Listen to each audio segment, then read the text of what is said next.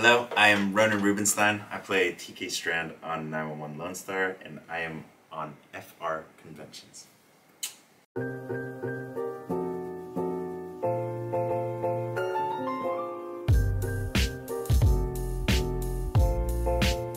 I was saying this earlier, but TK is a genuinely really good person. A really heroic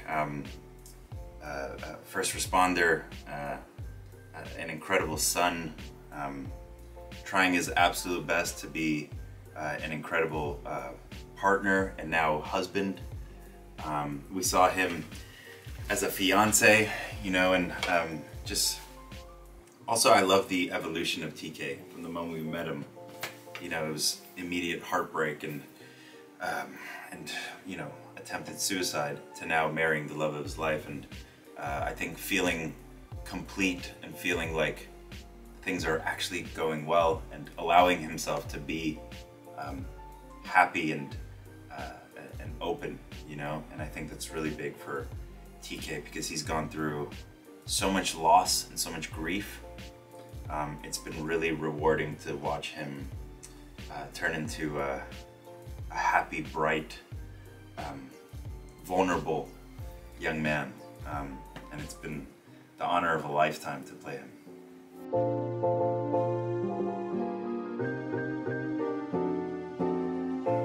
You know, I've never really used the word pressure over the last 4 years. I think the biggest thing is more of a responsibility, and there's a big difference. You know, I think with pressure comes stress and anxiety, and I think with responsibility you just want to make sure that you could do the best that you could do. And for me, it's always been focusing on the work and doing the writing as much justice as I possibly can. And it seems that people love and appreciate what we've been doing so far, so I'm gonna continue to keep trying to do that. And the response from the fans has been truly everything. And it's really special to be able to hear feedback, to know that people are actually responding to the work, because you don't always get that. And we have the best fandom in the world, so I'm very proud to be a part of that.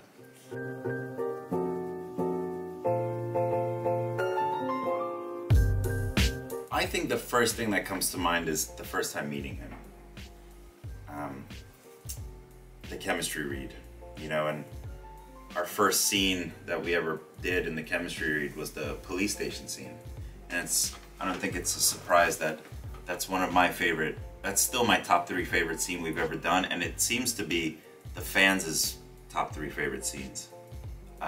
Because that scene was literally the birth of the relationship of me and Rafa, as well as the relationship of TK and Tarlos. So I think that scene is very special on so many different layers. But yeah, it immediately happened. Like, everybody felt it, you know, when we both met. And look at us now. It's pretty incredible to look back.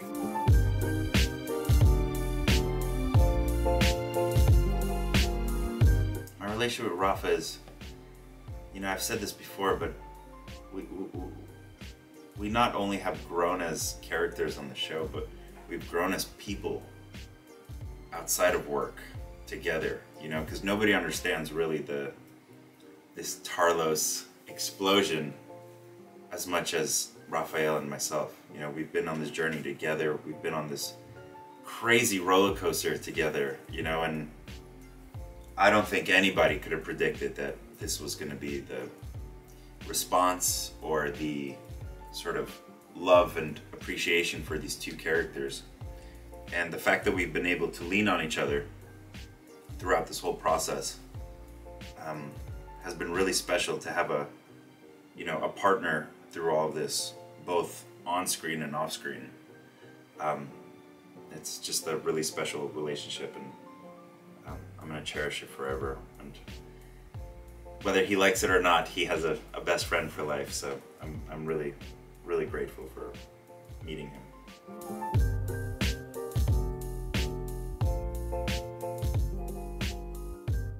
You know, I think the word that we use the most is that we've truly earned this wedding. And it was a long time coming, but it also doesn't feel like it was too long.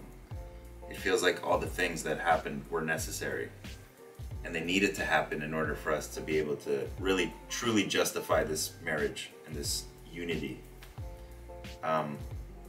These two boys have gone through everything, literally everything and anything, and they still are managing to stay together and stay strong and love one another and support one another and just truly be there for one another, whether we're dealing with death or the stresses of being a first responder.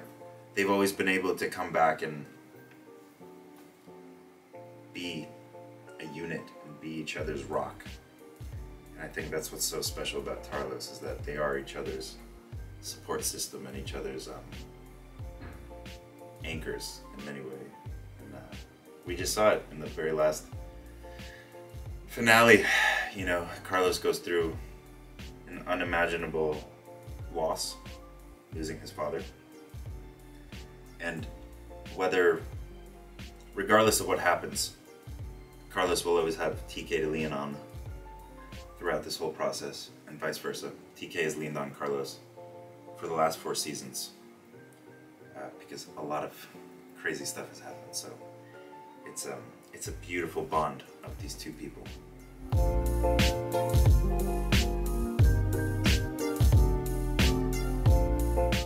I'm kind of stressed thinking about next season, because I think the whole situation with Carlos's dad being brutally murdered, it really puts them in a very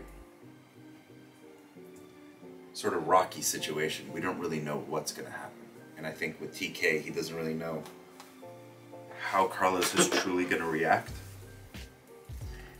And I think for me, the biggest thing I hope for is just seeing TK be there as supportive as possible, but also being very aware of making sure his husband is safe. Because we've seen what happens if Carlos sort of goes off the rails, and it could get very dangerous. And not only could he danger someone, he can put himself at risk. So it's going to be a very tricky tightrope between these two, and I think the main focus is going to be, is Carlos going to find the person that's responsible for this?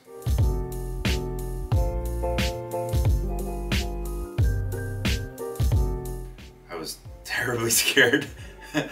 And not so much scared of what the fans would think or the public would think, because I've always felt like I had a feeling that I would be supported by the fans, because they're the most supportive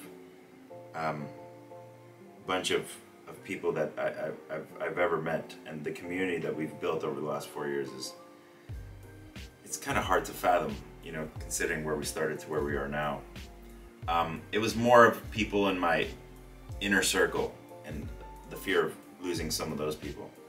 And to be completely honest, I did lose some of those people, and the first year was very difficult, but I think regardless, it's worth it. And now the way we're able to raise awareness and be able to have people reach out to me every single day and be like, you have inspired me coming out, or you've inspired me coming to terms with myself. I think it's not necessarily a matter of if somebody comes out to the public. I think the most important first step is just being comfortable with yourself and coming to terms with yourself, and then the rest will follow, you know? Because everybody's time is different, everybody's process is different. So if I could at least inspire someone to be comfortable with themselves, I mean, that's all I could ask for, you know? And everything else is sort of bonus. But most importantly, if they can come to terms with themselves and love themselves and be comfortable with themselves, it's one of the biggest reasons why I decided to go public, because it was very scary to go public, and I don't know if I necessarily would have gone public if I didn't have a platform and a microphone, you know. So the fact that it is being reciprocated is truly special and truly humbling, and I'm very happy with my decision, regardless of the negative stuff that came with it.